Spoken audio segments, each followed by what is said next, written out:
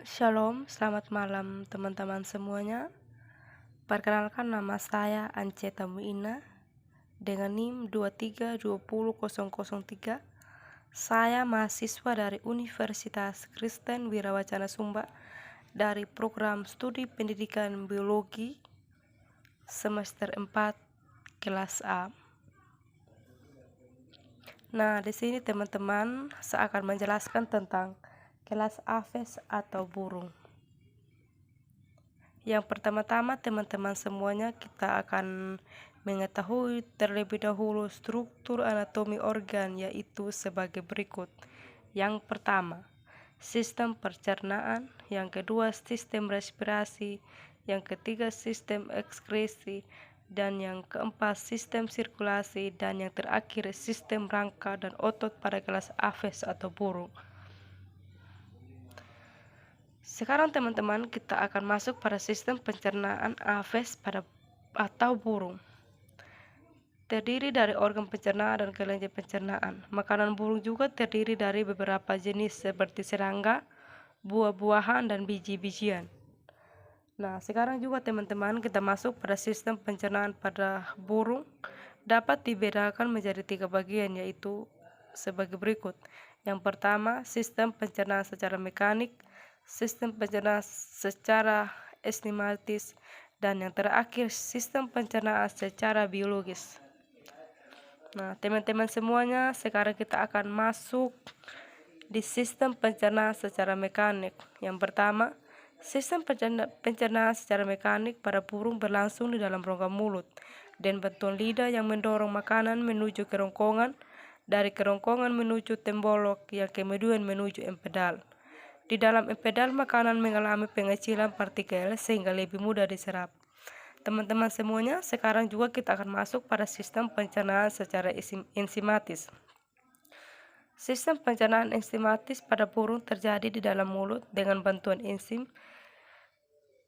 pitialin, di dalam lambung dengan bantuan asam klorida atau HCl, di dalam usus dengan bantuan enzim yang menghasilkan oleh pankreas. Nah, teman-teman semuanya, sekarang kita masuk pada sistem pencernaan secara biologis.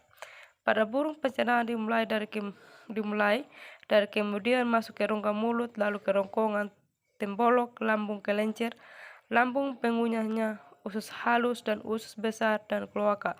Karena burung tidak mempunyai gigi, maka makanan akan langsung masuk ke kerongkongan.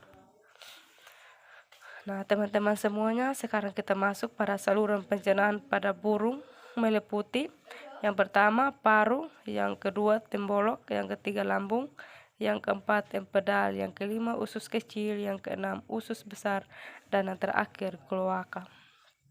Pertama kita masuk pada rongga mulut atau paru. Sistem pencernaan secara mekanik pada burung terjadi di rongga mulut dengan bantuan lidah yang mendorong makanan menuju ke kerongkongan. Nah, sekarang teman-teman kita masuk pada tembolok. Tembolok pada sistem pencernaan unggas adalah suatu pelebaran ke kerongkongan yang terdapat di antara proventriculus atau lambung kelenjar dan mulut. Makanan disimpan untuk sementara waktu di dalam tembolok. Nah, teman-teman semuanya, sekarang kita masuk pada lambung. Nah, burung juga terdapat lambung dan makanan akan diproses secara kimiawi di dalam dengan bantuan enzim. Sering disebut juga lambung pengunyah. Pada organ ini terjadi pencernaan secara mekanik dengan melumatkan serta menghancurkan makanan oleh dinding empedal. Nah, teman-teman semuanya, sekarang juga kita masuk pada empedal. Empedal adalah organ yang khusus terdapat pada sistem pencernaan beberapa hewan, antara lain burung, reptilis, cacing tanah, dan beberapa jenis ikan. Bagian perut ini terbentuk dari dinding tebal dan berotot, digunakan untuk mengelilingi makanan yang masuk. Sekarang teman-teman kita masuk pada usus kecil. Usus kecil atau usus halus pada burung tersusun atas duodenum, jejunum, dan ileum. Pencernaan makanan di dalam usus halus dibantu oleh cairan empedu, enzim pankreas, dan enzim usus. Empedu berfungsi untuk mengemulsikan lemak, mengaktifkan lipase, dan menghidrolisis lemak. Sekarang teman-teman kita masuk pada usus besar. Fungsi usus besar adalah proses pencernaan makanan yang belum dicerna oleh usus halus atau usus kecil. Nah, teman-teman, sekarang kita masuk pada kloaka. Kloaka ini berfungsi sebagai sisa-sisa jaring makanan yang tidak diserap oleh tubuh didorongkan oleh usus besar menuju rektum, selanjutnya dikeluarkan melalui kloaka. Nah, teman-teman semuanya, sekarang kita masuk pada sistem pernapasan pada aves atau burung. Yang pertama, trakea, yang kedua siring, yang ketiga paru-paru, yang keempat kantong udara anterior, yang kelima kantong udara posterior. Teman-teman semuanya, sekarang kita masuk pada fungsi bagian-bagian sistem pernapasan pada aves atau burung. Nah, teman-teman, yang pertama itu trakea. Trakea ini untuk bernafas. Siring ini sebagai alat suara pada burung. Dan paru-paru ini itu berfungsi pernapasan pada burung. Dan kantong udara anterior pada posterior, yaitu sebagai menyimpan cadangan utama, membantu mengeraskan suara, membantu menjaga suhu tubuh, dan membantu mengatur berat badan saat burung terbang. Nah, teman-teman, sekarang kita masuk pada sistem ekskresi pada burung atau pembentukan linear. Nah, berikut ini merupakan alat ekskresi dari aves atau burung. Ginjal pada burung berfungsi untuk menyaring racun dalam tubuhnya. Paru-paru berfungsi untuk melakukan pertukaran antara karbooksida dalam darah oksigen dari udara yang dihirup saat bernafas. Dan terakhir, kulit berfungsi untuk mengeluarkan minyak yang berperan dalam meminyaki bulu-bulu mereka sehingga tidak kering dan terhindari dari penguapan berlebihan. Teman-teman semuanya, sekarang kita masuk pada sistem peredaran darah pada burung. Yang pertama, jantung berfungsi untuk memompa darah ke seluruh tubuh. Adapun fungsi dari 4 ruang jantung pada aves antara lain sebagai berikut. Yang pertama, serambi kiri berfungsi untuk menerima darah bersih yang kaya akan O2 dari paru-paru yang kemudian dipompa ke bilik kiri. Yang kedua, serambi kanan berfungsi menerima darah kotor yang akan kaya akan CO2 dari seluruh tubuh. Yang ketiga, bilik kiri berfungsi untuk memompa darah bersih yang kaya akan O2 ke seluruh tubuh paru-paru melalui. Nah, yang terakhir, bilik kanan berfungsi untuk memompa darah kotor yang kaya akan CO2 ke paru-paru.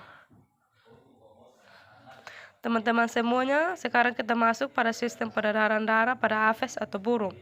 Nah, peredaran darah pada burung termasuk sistem peredaran darah tertutup, artinya sehingga peredaran darah burung memiliki organ-organ yang sempurna.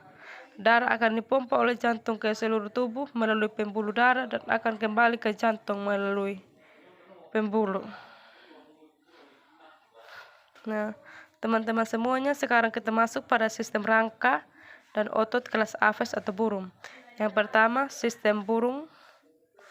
Sistem rangka burung memiliki bentuk yang unik. Secara umumnya tulang ringan karena adanya rongga udara.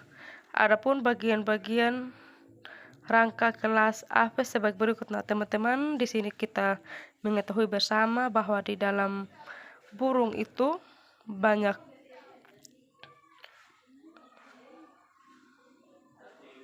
banyaknya bagian-bagiannya, teman-teman, dan fungsinya juga ada, teman-teman, mempunyai fungsi yang berbeda-beda. Nah, teman-teman semuanya, sekarang kita masuk pada sistem otot pada kelas aves.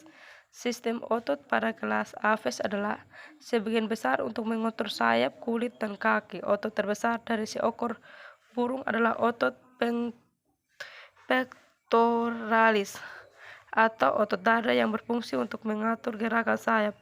Otot ini membersihkan kepekaan sayap yang kuat untuk terbang, sedangkan otot-otot kulit membantu burung pada saat terbang dengan menyesuaikan arah, dan bulu yang melekat pada otot kulit juga membantu burung pada saat terbang. Pada aves juga memiliki otot-otot yang menghubungkan otot-otot lengan atas dengan tubuh. Nah, teman-teman semuanya, nah di sini ada tabel. Nah, teman-teman, kita sudah mengetahui bersama dan kita sudah lihat bersama. Nah, di sini ada nama-namanya dan juga ada posisinya, bahkan ada asalnya dan interaksinya dan cara kerjanya. Sekian dari video dari saya. Saya mohon maaf jika dalam buat video ini saya terjadi kesalahan dalam menyampaikan materi. Nah, saya minta maaf dengan sebesar-besarnya. Terima kasih. Shalom.